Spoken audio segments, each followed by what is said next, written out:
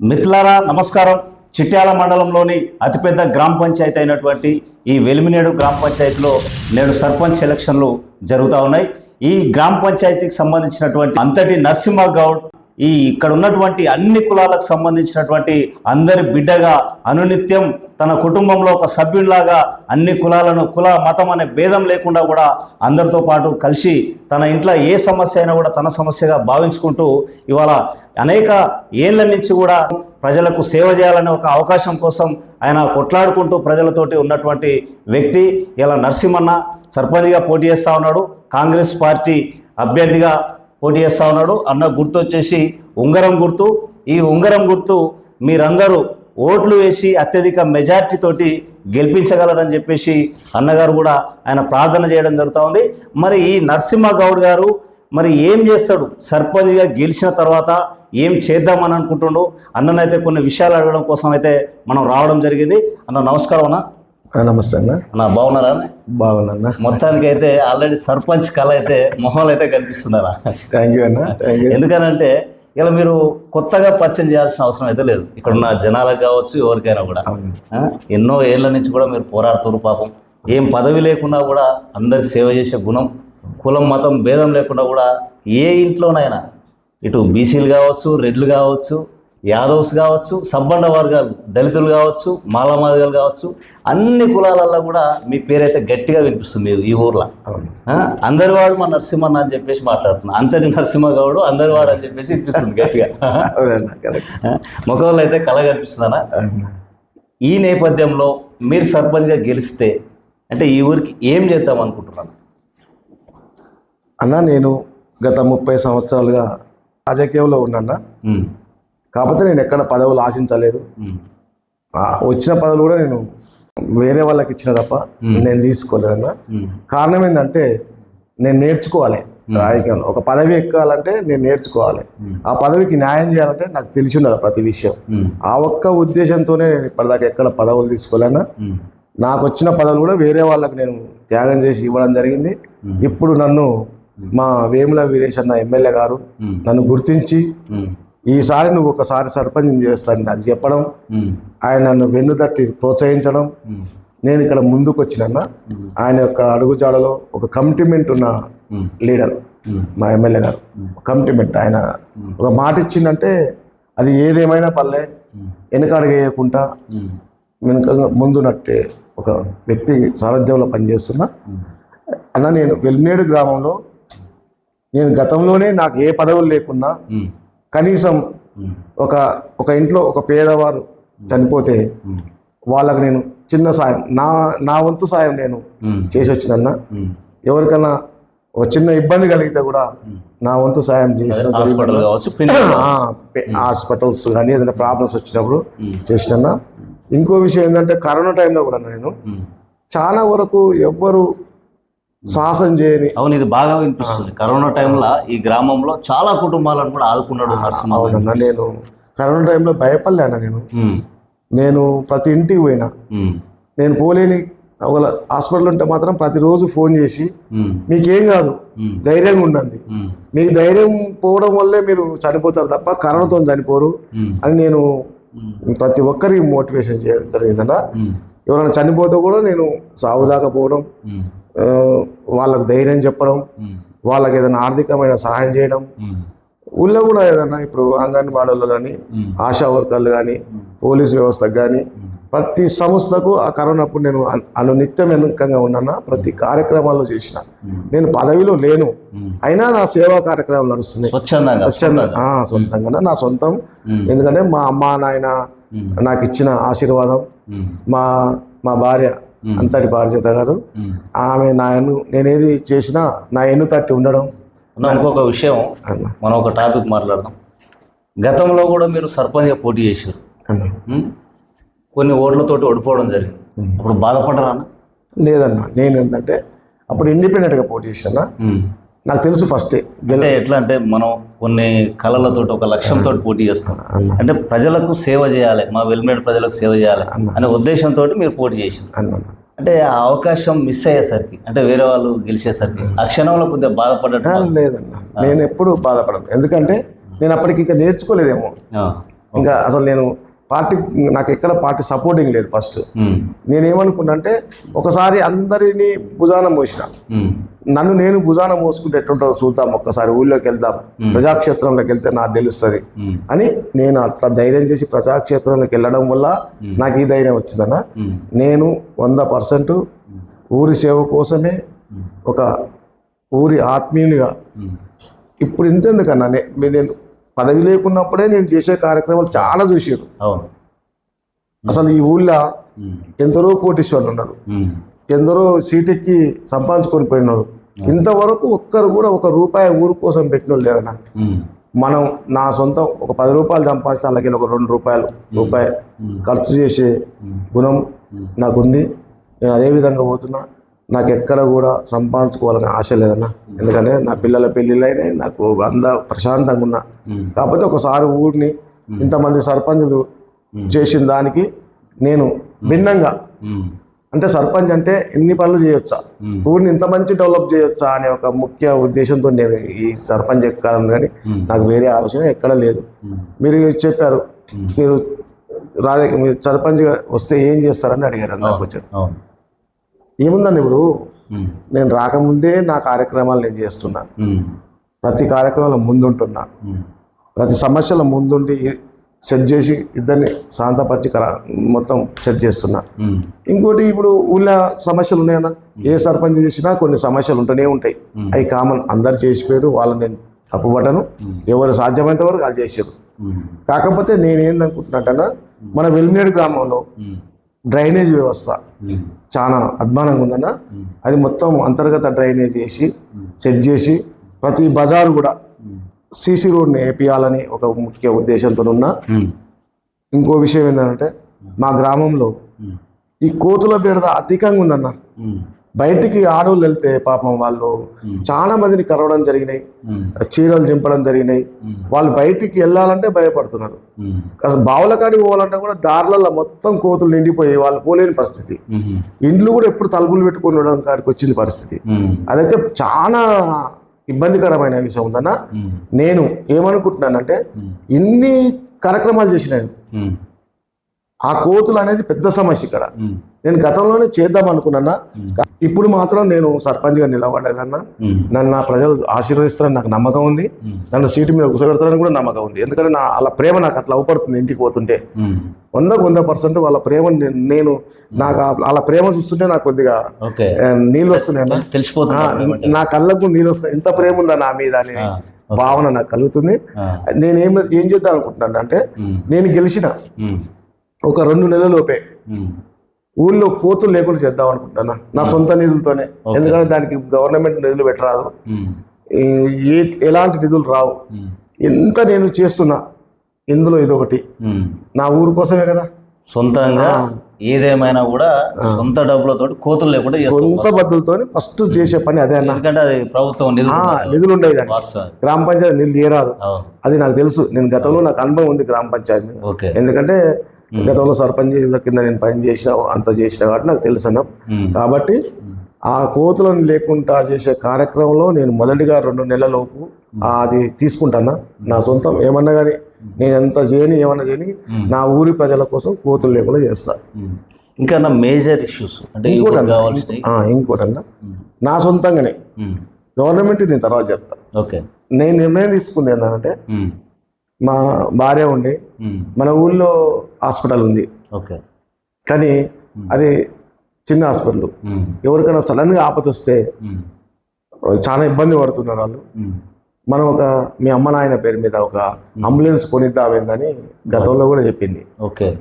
నేను కూడా అనుకున్నానా, అంటే సపరేట్ ఈ గ్రామానికి సంబంధించి అంబులెన్స్ ప్రత్యేకంగా. ఎందుకంటే ఆపద వస్తాను, ఫస్ట్ మనిషికి వచ్చే ఆపతి ఎవరం గ్రహించలేం. ఆరోగ్యానికి సంబంధించిన విషయంలో ఎవరం దాన్ని చేయలేం. ఆ టైంలో మనం సహాయం చేయగలిగితే బతకొచ్చు అనే ఒక ముఖ్య ఉద్దేశంతో మా మేడం నన్ను వెన్నుతట్టితే చెప్పారు, చేద్దాం ఒకసారి అని. అది నేను మేనిఫెస్టోలో పెట్టినా. ఆ అంబులెన్స్కి సంబంధించినది కూడా నా సొంత డబ్బులతోనే చేస్తా. మా అమ్మ నాన్న పేరు మీద కాబట్టి నా సొంత డబ్బులతో చేస్తా.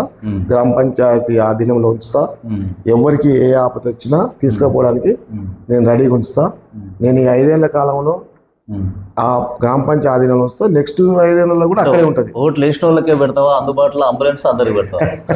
అన్న ఇది దారుణం అన్న. నాకు అసలు వెల్బేడ్లో అంటే ప్రజలకు లేదన్న, అలాంటిది ఎలాంటిది లేదు. నా అందరూ నాకు మిత్రులే. నేను అందరి కోసం పనిచేస్తా, ప్రతి ఒక్కరి కోసం పనిచేస్తా.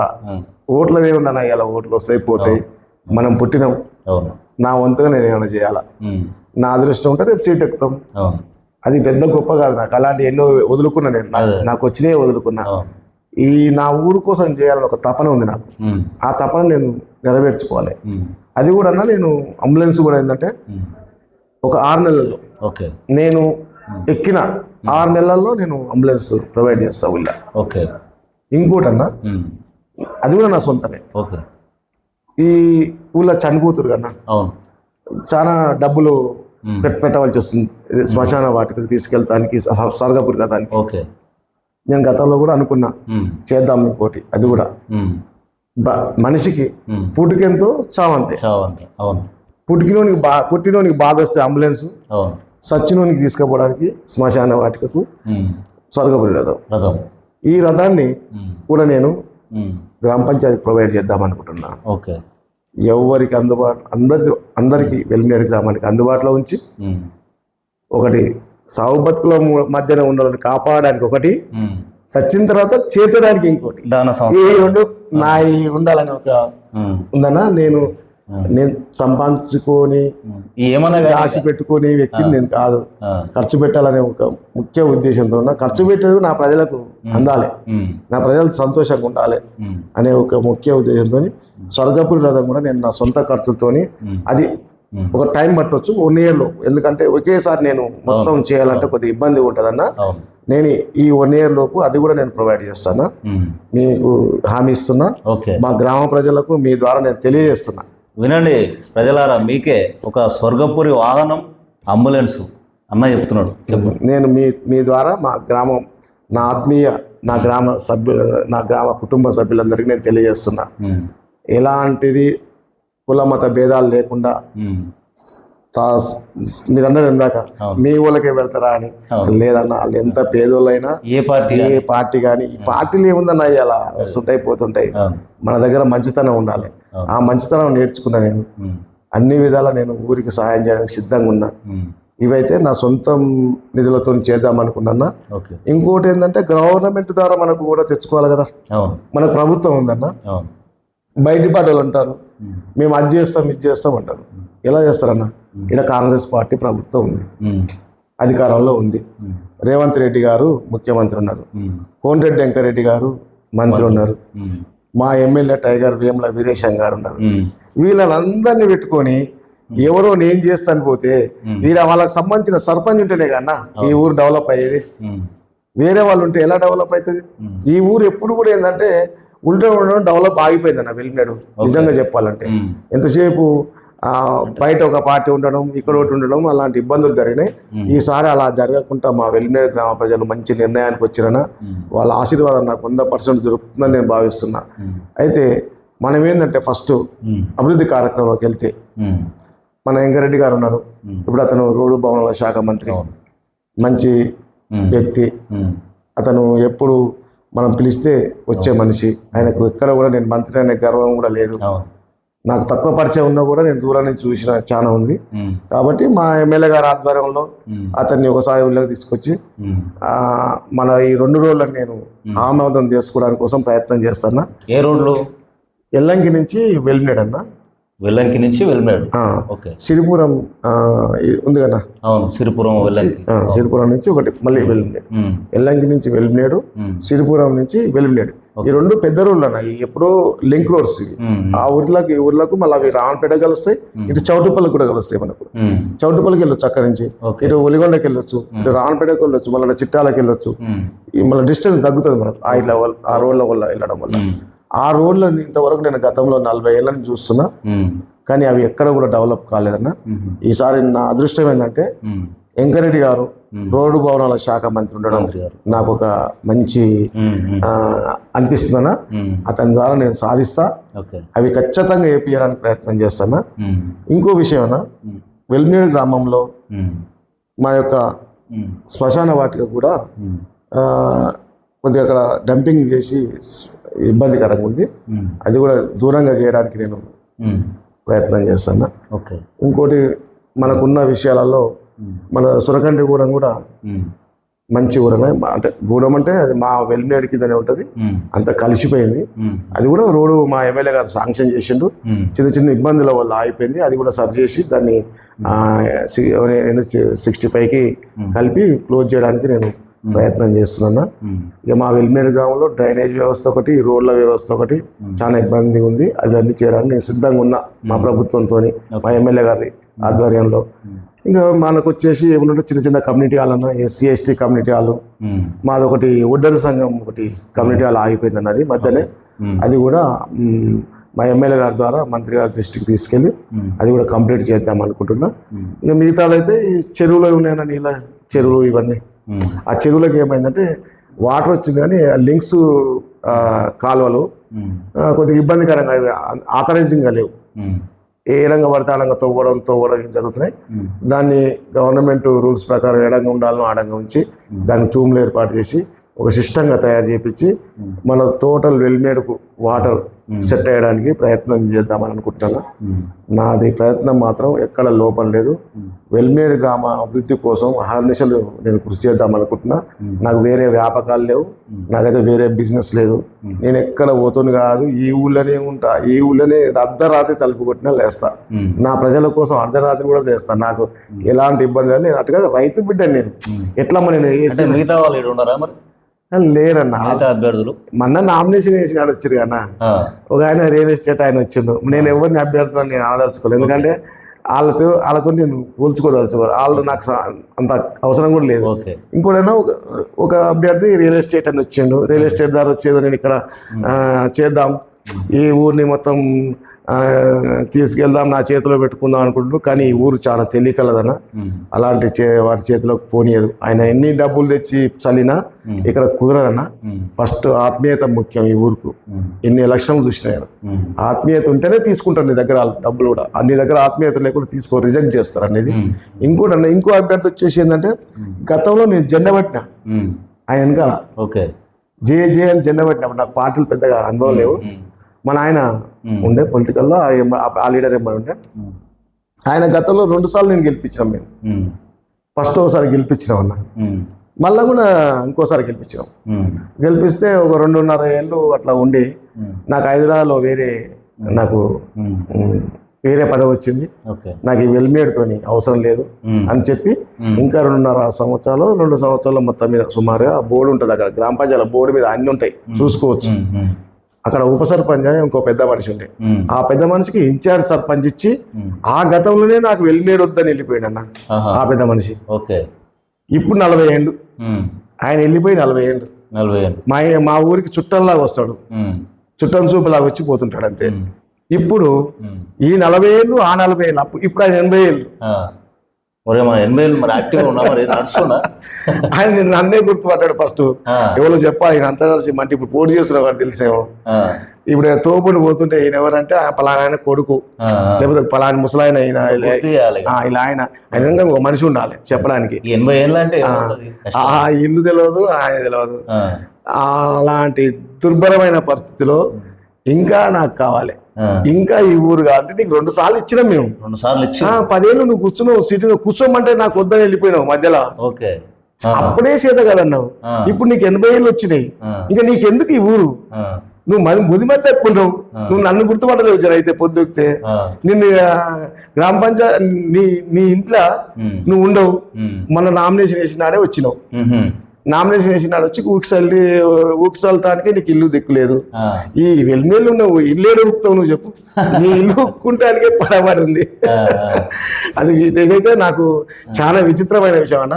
కానీ మరి ఆ పార్టీకి ఎలా ఉందో, ఆ పెద్ద మనిషికి వేయాలని ఎందుకు వచ్చిందో కానీ ఇదైతే అతను కూడా అన్న 80 ఏళ్ళకి వచ్చిన ఒక పెద్ద మనిషి నాకు పదవి కావాలంటే ఇక్కడ ఆలోచించాలని ఒకటి ఆశతో నన్ను రావాలి, ఊరిని ఏమైనా చేసిపోవాలని రావాలి. కానీ ఆల్రెడీ 2 సార్లు అవకాశం ఇచ్చినాక కూడా మళ్ళీ 2 సార్లు చేసిన తర్వాత మళ్ళీ ఇప్పుడు 80 ఏళ్ళ వయసులో అతనికి 80 ఏళ్ళ వయసు, అతనికి ఆశ అంటే ఇంకా నేనేమో సంపాదించాలని మరి ఆశ గిట్టుందో నాకు తెలియదు. ఎందుకన్నా కృష్ణారాం అనుకుంటే కూర్చోవాలి 80,000, లేకపోతే నా ఆసనలో సలహాలు ఇవ్వాలి. ఏదైనా పెద్ద మనిషి లేకుంటే గౌరవిస్తాం, మేము వచ్చి పక్కన కూర్చొని ఇది చేయండి ఇది అని చెప్పాలి. అంతవరకే ఉండాలి తప్ప నీ 80,000 కూడా నేను ఇంకా పరిపాలించాలి. ఎందుకంటే ధర్మరాజు గిట్ట ఆ జన్మాంతం అజ్ఞాతవాసం పోయేటప్పుడు శ్రీకృష్ణుడు అడిగిందట, ఆ జన్మాంతం నేను ఈ సామ్రాజ్యాన్ని పరిపాలించాలి బావా అన్నట. ఓహో అంత ఉందా నీకు అనుకుని సరే సరే వదిలేసినట. ఈయన ఇంకా నేను సచ్చిందా కూడా కుర్చీ మీద కూర్చోవాలని ఆశ ఉంటే ఏం పద్ధతి ఇది ఏం ఊరు. దానికి కొందరు పెద్ద మనుషులు ఇక పటేల్ అని కానీ లేపితే ఎక్కడ పడేలు నేనెవరిని, మీ ఇళ్ళ మనిషిని,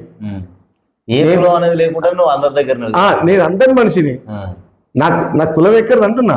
పటేల్ కాదు అన్ని కులాలు నాయే, రెడ్డిస్ నాయే, యాదవ్స్ నాయే, సాగలోళ్ళు నాలే, గౌలోళ్ళు నావోళ్ళే, కుమ్మరోళ్ళు నావోళ్ళే, మేదరోళ్ళు నావోళ్ళే, ఇంకా పోతే మా చిన్న చిన్న కులాలు ఎస్సీలు నావోళ్ళే, సబ్బండ కులాలు కమ్మరోళ్ళు నావోళ్ళే, సబ్బండ కులాలు నా కులాలు. ఇక్కడ నేను ఏ కులం మనిషి అని అనుకుంటున్నా.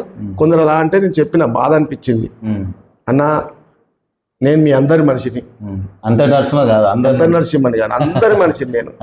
ఎందుకన్నా కులాలు, ఇలా కులాలు వద్దన్నా, నాకు ప్రభుత్వం ఉందన్నా, 80 ఏళ్ళకి వచ్చిందన్నా, ఇంకెందుకు చెప్తురన్నా అతనికి, ఈ ఊరిని ఎందుకు ఖరాబు చేస్తురన్నా, అభివృద్ధి చేద్దామన్నా, ఈ ఊరికి రాజకీయంగా నేను అధికార పార్టీలో ఉన్నా, ఈ ఊరి అభివృద్ధి కోరుకుందాం అనుకున్నా, లాస్ట్ చివరి దశలోకి పోయిన అతనికి మీరు ఎందుకు దాన్ని ఆలోచిస్తురన్నా అని నేను చాలా మందికి నేను బదిలాడుకోవడం జరిగిందన్నా. ఎందుకంటే నేను ఎవరిని బాధ పెట్టలే, బదిలాడుకున్నా. వద్దన్నా ఊరిని ఖరాబు చేయకూడన్నా, ఎందుకంటే నాకు అధికారం ఉంది, నేను ఈ అధికారాన్ని తోని ఊరిని డెవలప్ చేస్తా. ఇక వాళ్ళ కింద లేదు ప్రభుత్వం, పైన లేదు, మళ్ళీ ఏజీ లేదు, కింద లేదు, పైన లేదు, రేపటికి రూపం లేదు, నీకు జ్ఞాపక శక్తి తగ్గింది, ఎందుకన్నా వద్దు అని చెప్పడం జరుగుతుంది. అధికారం లేకపోతే ఏం డెవలప్మెంట్ చేయలేరు అన్నట్టు.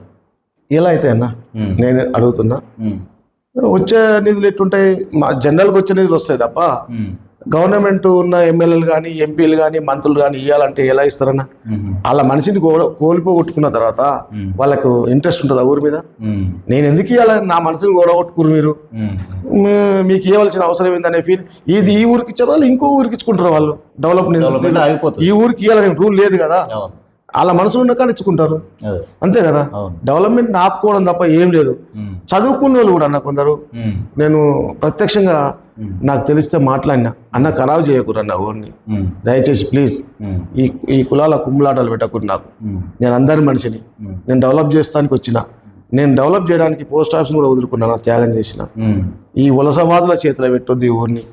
ఇద్దరు వలసవాదులే అన్న, ఆయన నామినేషన్ చేసినాడే ఊళ్ళోకి వచ్చిండు, ఈయన నామినేషన్ చేసినాడే ఊళ్ళోకి వచ్చిండు, ఇద్దరు వలసవాదులే.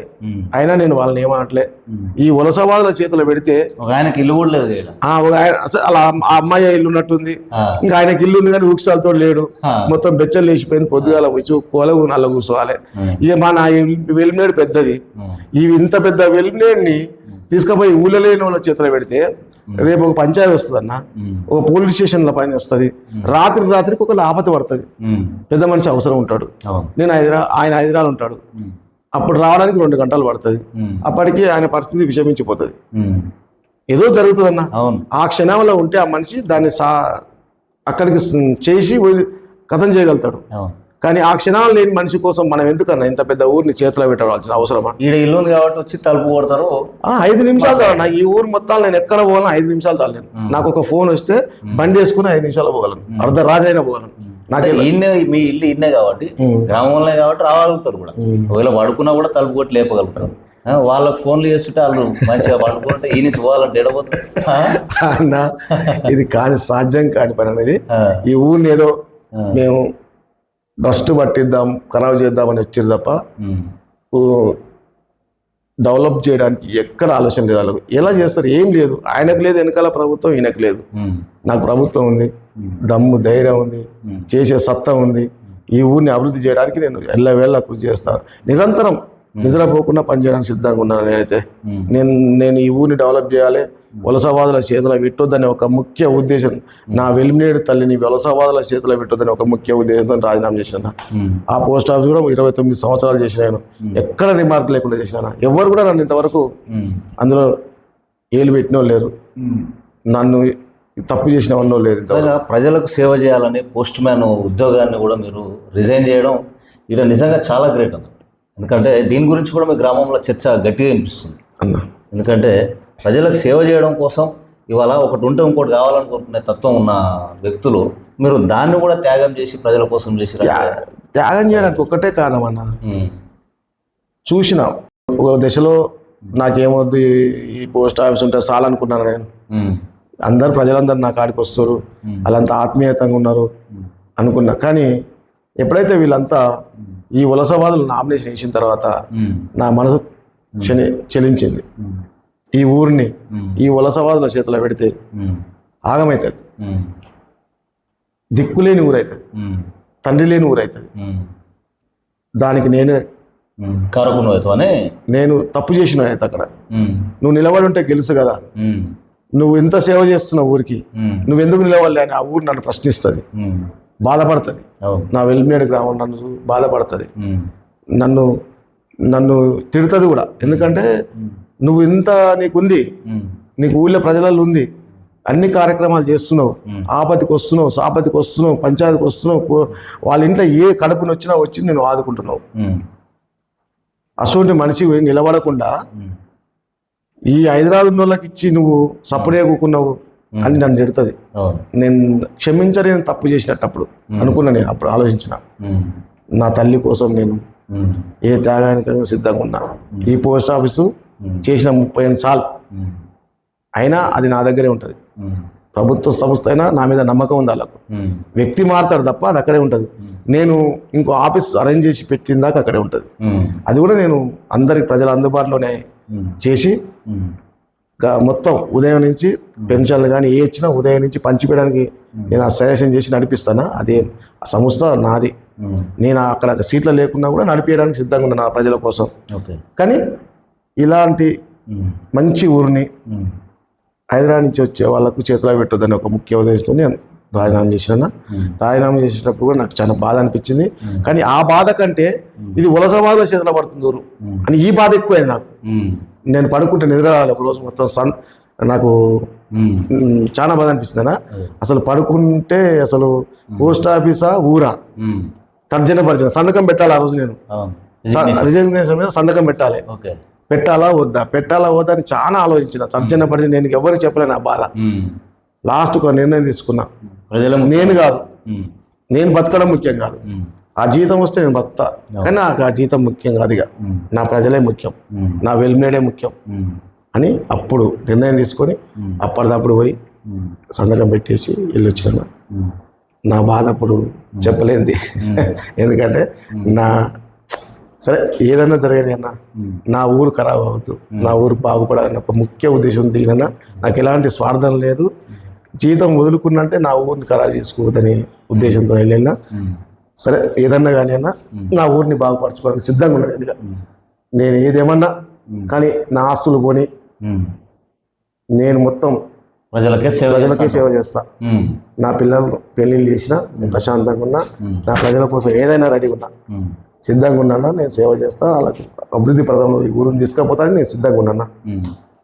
ఇంకో విషయము ఈ ఊర్లోనే ప్రధానంగా వినిపిస్తుంది. ఇందాక మీరు చెప్పినటువంటి విషయము ఆల్రెడీ 2 సార్లు సర్పంచ్గా చేసి మళ్ళా వృద్ధాప్య వయసులో కూడా మళ్ళీ ఒక ఆశతోటి సర్పంచ్ కావాలని ఒక ఆయన వచ్చిందని చెప్పినట్టు. ఇంకొక ఆయన విషయం తీసుకుంటే ఈ ఊర్లో ప్రధానంగా వినిపిస్తున్నటువంటి విషయము, ఏమన్నా పేర్లు అవసరం లేదు, ఏం జరుగుతుందనంటే ఆయన ఇక్కడ ఊర్లో ఉన్నప్పుడు ఆయన వాతావరణం ఏంది, ఇలా హైదరాబాద్ పోయినప్పుడు మరి ఏ నుంచి వచ్చినాయి ఈ డబ్బులు ఈయనకు అనేది కూడా ఒక ప్రశ్న అయితే గట్టిగా వినిపిస్తుంది. అక్కడ ఒక రియల్ ఎస్టేట్ వ్యాపారం అపార్ట్మెంట్ల పేరుతోటి ఆ కస్టమర్ల దగ్గర డబ్బులు తీసుకొని వచ్చి ఆ పోగు చేసి ఒక పోలీస్ స్టేషన్లు కావచ్చు, ఆఫీసుల మీద దాడులు కావచ్చు, ఇటువంటివి కూడా జరుగుతున్నాయి అనేది కూడా మనకు చాలా మా దృష్టికి కూడా వచ్చింది. అది కూడా వినిపిస్తూ ఉంది. ఆ డబ్బులే తీసుకొచ్చి ఇక్కడ పోటీ చేస్తున్నట్టుగా కూడా మనకైతే తెలుస్తూ ఉంది. ఉండొచ్చు అన్న, ఎందుకంటే కొందరు వ్యక్తుల భావాలు సంపాదించుకోవాలనే భావాలే ఉంటాయి. వాళ్ళకు ఆస్తులే ముఖ్యం, ప్రజలు కాదు. అయితే ఆయన ఆలోచన కూడా అన్నట మరి ఇక్కడ వెలిమినేడు చుట్టూ ఉన్నటువంటి భూములు మళ్ళీ కంపెనీలు వీటి మీద కన్నుబడే నేను సర్పంచ్ని అయితే ఈ భూములు కొల్లగొట్టవచ్చు, కంపెనీల మీద వ్యాపారాలు చేయొచ్చు అని చెప్పేసి కూడా నేను వస్తుంటా కూడా ఇందాక కూడా మాట్లాడుతున్నటువంటి వాస్తవాలు అన్న అతని స్వార్థం అతనిది. కానీ నా ప్రజలు తప్పు చేయరు అన్న, వెలిమినేడు ప్రజలు తప్పు చేయరు. అంతా చూసారు, అంతా గమనించారు, అందరి విషయాలు తెలుసుకోరు. పిల్లగాడు మీకు పోటే కాదని కూడా అనిపిస్తుంది గట్టిగానే. కానీ అన్న అతను ఏమనుకుంటుండు, డబ్బులు ఉన్నాయి కదా నా దగ్గర అనుకుంటుండు. కానీ డబ్బులు అనేది వెలిమినేడులో ప్రధానం కదన్నా, మంచితనం అనేది ప్రధానం. పనిచేస్తుంది, చాలా పనిచేస్తాను. నేను ఇన్ని సంవత్సరాల రాజకీయ జీవితంలో వెలిమినేడు చూసింది చాలా పనిచేస్తుంది. ఈ డబ్బులు ఏముందన్నా, అందరి దగ్గర ఉన్నాయి డబ్బులు. మీరు ఇచ్చిన డబ్బులతో ఎంత ఉంటుంది, మా అంటే ఎంత ఇస్తావు, ఇచ్చిన డబ్బులు ఎన్ని రోజులు వస్తాయి అతనికి. వాళ్ళు కూడా సంపాదిస్తారు. మా దగ్గర అందరూ మంచి రైతు కుటుంబంలో ఉన్నోళ్ళే, రైతు బిడ్డలు. కానీ మోసాన్ని మాత్రం భరించరు అన్న వెలిమినేడు. మోసాన్ని భరించరు. మోసం చేస్తే మాత్రం అతన్ని తన్ని తగిలేస్తాం. కానీ అలాంటి వ్యక్తులకు జరిగితే ఏమైనా జరగవచ్చు. ఎందుకంటే వాళ్ళ గురించి మాట్లాడడం కూడా నాకు అసలు మంచిగా అనిపిస్తుంది. ఎందుకంటే ఓటే కాదనేది అనిపిస్తుంది, మాట్లాడి కూడా వేస్ట్ అంతే. ఎందుకన్నా ఏదో డబ్బులు తెచ్చి గుప్తం బయటపడతాం అనేది అతను ఉంది. ఏదో నా పాత 40 ఏళ్ళ కింద నా పరిచయాలు ఉన్నాయి, నా ఒక సామాజిక వర్గం ఉందని ఒక ఆయన అనుకుంటుండు. కానీ నీ 80 ఏళ్ళకి వచ్చి నీకు క్షత కాదు, డబ్బులు తెచ్చి నీకు క్షత కాదు. ఇవన్నీ ఉత్త రూమర్స్. నీ సామాజిక వర్గం కూడా నా మిత్రులే, నా ఎన్నంటున్న వాళ్ళే, మీ ఇళ్ళలో తిరిగినవని నేను, మీ ఎమ్మడే ఉన్నవాడిని నేను ఎక్కడ కూడా నా జీవితంలో ఇంతవరకు నేను ఎవరిని మీరిది అన్నోనైతే కాదు. అంతా నా సామాజిక వర్గమే. ఎవరన్నా కూడా చెప్తున్నా, నాకు అందరితో పరిచయాలు ఉన్నాయి, అందరి ఇళ్ళలో నాకు మంచితనం ఉంది కాబట్టి అందరూ వేస్తారు, మీరు ఏం బాధపడకూడదని చెప్తున్నా. నాకు ఏమైనా చెప్పినా నేను కూడా ఏమనట్లేదు. అదంతా వాళ్ళు భ్రమించుకొని బయట రూమర్స్ పుట్టిస్తారు తప్ప ఏం లేదన్నా. అన్ని కులాలు మంచిగా ఉన్నాయి, అన్ని కులాలు నాకు సపోర్ట్ చేస్తున్నాయి, అన్ని కులాలు నా ఎమ్మడి ఉన్నాయి, నన్ను గెలిపేయడానికి వెన్ను తట్టి రెడీ ఉన్నాయి. ఈ వెలిమినేడు అభివృద్ధి కోరుకుంటానికి రెడీగా ఉంది ఊరు. దానికి నేను శత విధాల ప్రయత్నం చేస్తున్నాను. ఓకే మిత్రులారా, ఇది అన్న అయితే మనకు సమయం ఇచ్చి ఈ ఇప్పటిదాకా చర్చించిన విషయాలు ప్రధానంగా ఏందనంటే, ఇలా ఒక కులం ఫీలింగ్ అనేది కూడా లేకుండా నేను అందరి వాడిని, సబ్బండ కులాల వ్యక్తిని, నేను వాళ్ళ కుటుంబ సభ్యుని అని చెప్పేసి చెప్తా ఉన్నాడు. ఇలా కాపులు కావచ్చు, యాదవులు కావచ్చు, మాదిగలు కావచ్చు, కుమ్మరులు కావచ్చు, కమ్మరులు కావచ్చు, సబ్బండ వర్గాలు వెలిమినేడులో ఉన్నటువంటి అన్ని కులాలు నా కులాలు, ఆ కుటుంబ సభ్యుని నేను అని చెప్పేసి అన్న అయితే చెప్పడం జరుగుతూ ఉంది. ఇదే విషయంలో ఇంకొకటి బలంగా వినిపిస్తున్నది ఏంటంటే, ఇలా ఈ ఊరిని బాగు చేయాలనంటే అధికారం ఉండాలి. ఇప్పుడు స్థానికంగా మన నకిరేకల్ ఎమ్మెల్యే గారు వేముల వీరేశం గారు మాకు దగ్గరగా ఉంటాడు, అన్న అవకాశం కల్పించిందని చెప్పేసి ఆ విషయం చెప్పడం జరిగింది. అదేవిధంగా జిల్లా మంత్రి కోమటిరెడ్డి వెంకటరెడ్డి గారు ఆ రోడ్డు భవనాల శాఖ మంత్రిగా ఉన్నాడని చెప్పేసి చెప్తా ఉన్నాడు. వీరి సారథ్యంలో కూడా అధికారం ఉన్నది కాబట్టి ఇటు రోడ్లు కావచ్చు, భవనాలు కావచ్చు, కమ్యూనిటీ హాల్ కావచ్చు, అన్న సొంతంగా కూడా ఒక స్వర్గపురి వాహనం అంటే అంతిమ యాత్రలకు ఆయన సొంత నిధులతోటి ఖర్చు పెడతా అని చెప్పడం జరుగుతూ ఉంది. మళ్ళీ అంబులెన్సు ఆరోగ్యంగా, ప్రతి ఒక్కరు ఆరోగ్యంగా ఉన్నప్పుడే ఏమైనా జరుగుతుంది అనేది అన్న ఆ నేపథ్యంలో ఆయన చెప్తున్నటువంటి విషయాన్ని, అంబులెన్సు ఇటు స్వర్గపురి వాహనం సొంత నిధులతోటి పెట్టి చేపిస్తా అని చెప్పేసి, ఈ గ్రామంలో ఏ కుటుంబంలో అయినా పెళ్ళి అయినా మంచి అయినా చెడైనా కూడా నేను వాళ్ళ కుటుంబ సభ్యునిగా ఉండి నేను మీకు సేవ చేస్తా అని చెప్పేసి బలంగా అయితే చెప్పడం జరుగుతూ ఉంది. అన్న ఉంగరం గుర్తు మరొకసారి మనం 90 ద్వారా అయితే చెప్తా ఉన్నాం. ఇటువంటి నాయకుడు నిజంగా ఈ గ్రామానికి అవసరం. ఎందుకంటే స్థానికంగా ఉన్న నాయకుడే అవసరం. ఎందుకంటే ఇలా హైదరాబాద్ నుంచి వచ్చి ఇక్కడ రియల్ ఎస్టేట్ వ్యాపారాలు, కంపెనీల మీద వ్యాపారాలు, బిజినెస్లు, దందాలు చేసేటోళ్ళు కాదు. ఇలా ఈ గ్రామంలో అందుబాటులో ఉన్నటువంటి వ్యక్తి తలుపు తట్టడానికి ప్రజలు రావాల్సిన అవసరం ఉంది. అటువంటి వాళ్ళకు అందుబాటులో ఉన్నటువంటి వ్యక్తి, మీ అందరికీ అందుబాటులో ఉన్నటువంటి వ్యక్తి నరసింహన్న. ఈ నరసింహన్న అంతటి నరసింహన్న కాదు, అందరి నరసింహన్న అని చెప్పేసి ఈ ఊర్లో వస్తుంటే నాకైతే వినిపిస్తూ ఉంది. అన్న కూడా అదేవిధంగా అందరి నరసింహ లాగానే ఉంటాడు. అన్న కాంగ్రెస్ పార్టీ బలపరిచిన ఈ ఉంగరం గుర్తుకు అత్యధికంగా ఓట్లేసి అన్నకు అవకాశం కల్పారని చెప్పేసి 90 ద్వారా కూడా మేమైతే తెలియజేయడం జరుగుతూ ఉంది. అన్న చివరిగా మీరు ఇంకేమైనా చెప్పేది ఉంటే చెప్పండి. నన్ను ఎలా కొన్ని సామాజిక వర్గాలు నన్ను హక్కున చేర్చుకున్నాయన్న. ఆ వడ్డేళ్ళు ఉన్నారు, అన్న నేను నుంచి అవుతుంది మీరు చేయండి అన్న వెన్ను తట్టారు. అదేవిధంగా ముదిరాలు ఉన్నారు, వాళ్ళు కూడా నన్ను వెన్ను తట్టారు, మీ నుంచి అవుతుంది. అట్లా అన్ని కులాలన్న వెన్ను తట్టినాయి. కాబట్టి ఈ వెలిమినేడు నా ఆత్మీయ గ్రామ ప్రజలందరికీ పేరు పేరు నా నమస్కారాలు, నా శిరస్సు వంచి నమస్కారాలు తెలియజేస్తున్నా. నా శిరస్సు వంచి నమస్కారాలు తెలియజేస్తున్నా. మీకు చెప్పేది ఒకటే, వలసవాదులు ఈ ఊరిని పెట్టకండి. నేను ఊరి వ్యక్తిని, ఈ ఊళ్ళో ఉండే వ్యక్తిని కావున నేను కాంగ్రెస్ పార్టీ తరపు నుంచి పోటీ చేస్తున్నా. వేముల వీరేశన్న గారి ఆశీస్సులతో ముందుకెళ్తున్నా. నాకు గుర్తు ఉంగరం గుర్తు. నా యొక్క ఉంగరం గుర్తుపై మీ అమూల్యమైన ఓటు వేసి నన్ను అత్యధిక మెజార్టీతో గెలిపిస్తారని ఈ 90 ద్వారా నేను కోరుకుంటున్నాను. థ్యాంక్ యూ అన్న, ధన్యవాదాలు. Thank you. ఇబ్బందిగా అనిపిస్తుంది, గెలుస్తారు అంతే. Thank you.